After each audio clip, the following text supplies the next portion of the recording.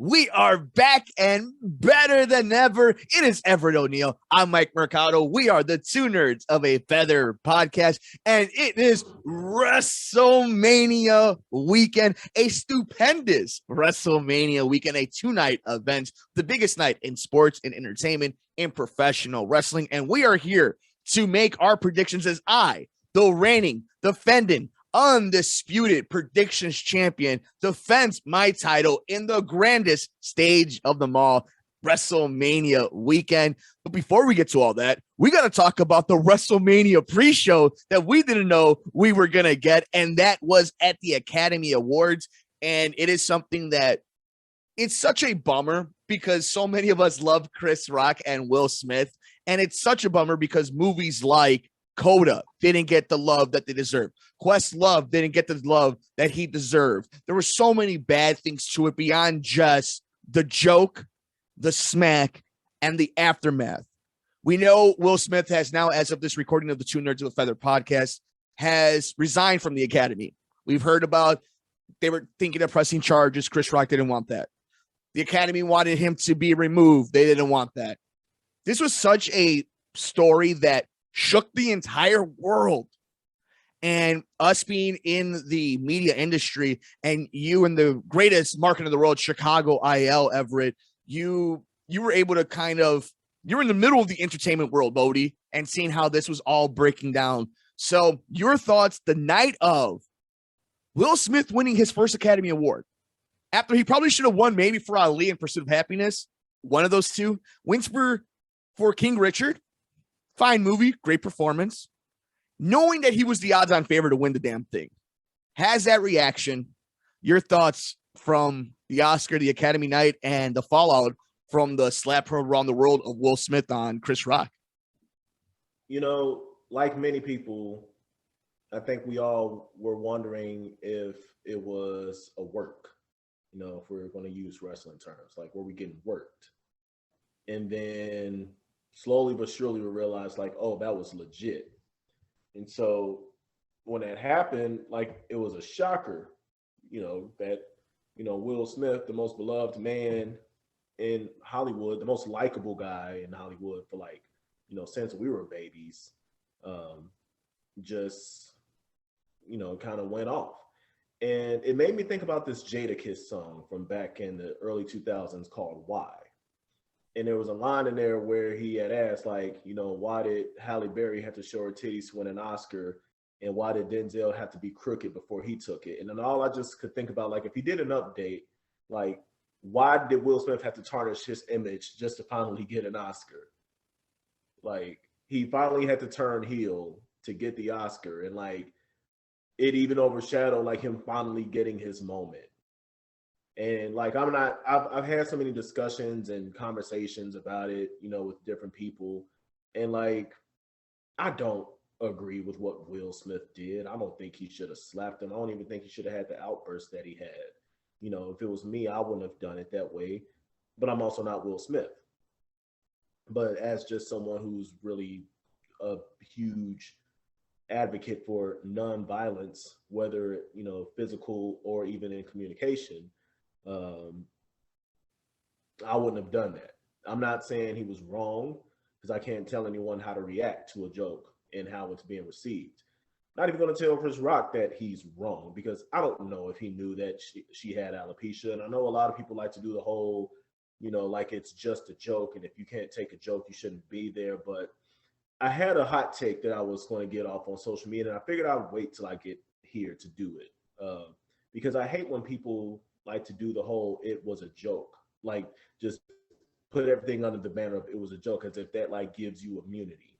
And I don't like how a lot of comedians feel like they should have just this leeway, to just say whatever they want in the name of a joke. Because for me, it almost kind of feels like saying well, police should get the leeway because they have a badge, me being a comedian, it's my badge to be as harmful as possible with the things that I say. Just having a badge, gives me the leeway to make possible horrible judgment calls. This might be a terrible analogy. I might get some heat for it, but Justin Fields is still my quarterback. Just going to get that out the way right now.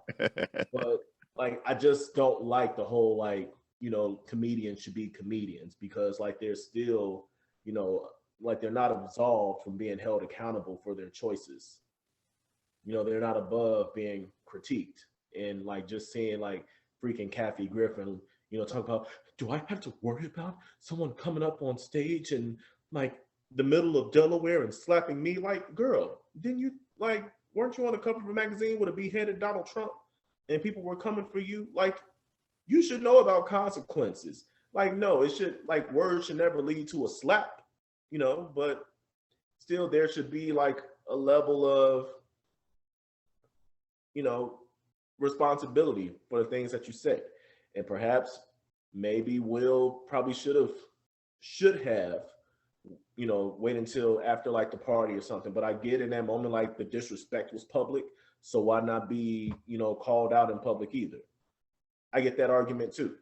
But yeah, it's unfortunate that it happened. But I will say this, Mike, this wouldn't be a story if Will had slapped Chris Rock at the BET Awards or at the NAACP Awards. Because it was at the Academy Awards, that is why it's getting the publicity that it's getting right now. And it's so true.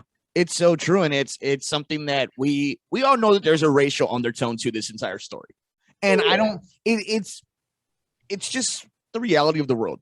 But we're talking, what makes it, I think, so universal is a lot of people could put themselves in that position, not being Will Smith or the Academy Awards, but feeling disrespected, feeling someone they love or that they care for has been disrespected. My entire thing, and I know people are sick and tired of this story at this point already because everybody's talked about it, but I think it's valid for everybody to kind of have their opinion on it because it feels so real world-ish. And I think at the end of it, for me, it comes down to this, right? None of us are Will Smith. None of us are Chris Rock. None of us have ever done what the Will Smith and Jada Pinkett Smith family did and put themselves out there, exposed their entire family, aired all their dirty laundry, and still asked for privacy. About that too.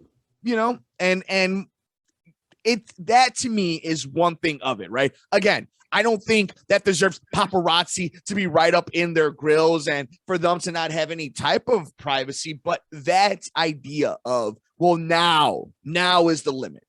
I think comedians should be able to be comedians at a comedy show. At the Oscars, they are doing jokes, but it isn't them roasting.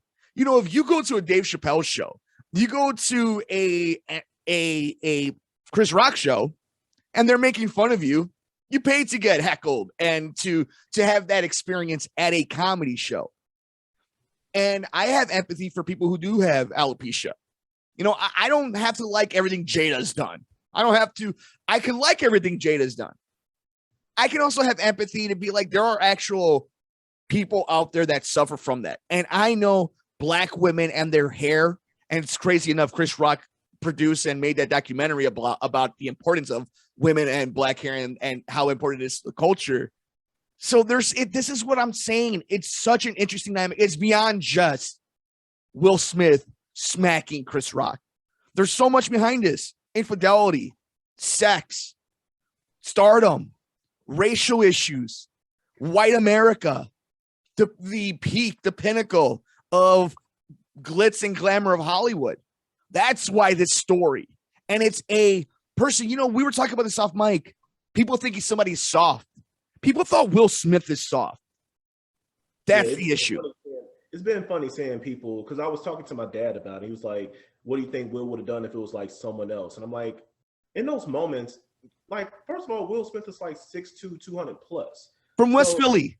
Yeah, like, people was like, oh, I would have loved to see what he'd done if like it was Joe Rogan or if Dwayne Johnson was on the stage. And it's like, you think Will Smith is actually going to care about who's on the stage, as if like Chris Rock was just like the opportunity there? Like, I saw people doing the whole like, well, did he have that for August Alsina? Like, first of all, August Alsina is even smaller than Chris Rock, and he also has a terminal liver illness, so he would have looked even worse beating on a dude who's terminally ill. Like, funny enough, I was off the mic, I was telling you how I was been watching Bel Air. And so there's a scene where, so Carlton is a heel on this new Bel Air. and Carlton's trying to get Will to fight him in front of everybody at Bel Air Academy.